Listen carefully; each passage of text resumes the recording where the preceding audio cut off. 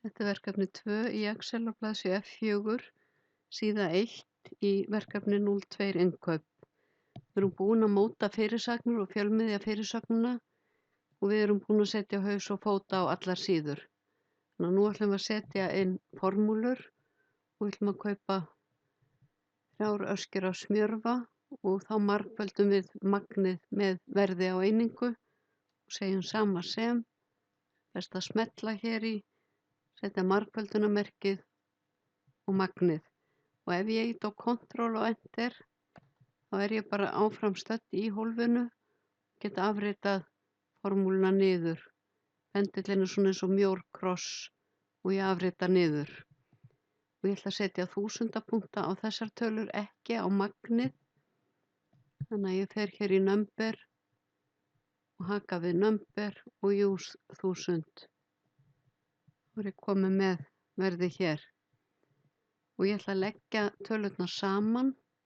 Þá fer ég hérna í AutoSum og ég sé svæðið D3 til D9.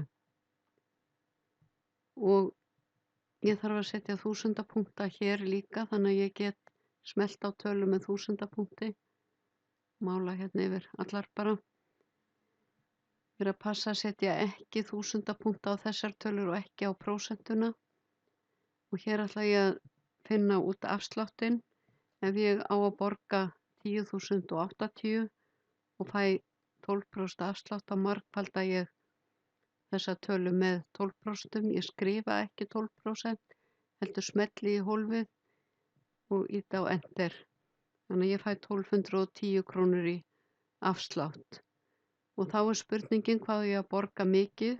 Ég á að borga 10.080 mínus afslátturinn.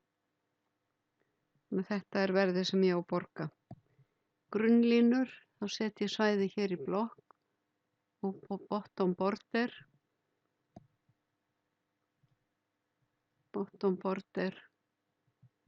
bottom border og síðan get ég feitletrað þennan texta og ef ég vil breikka dálkana örlítið þá get ég gert það.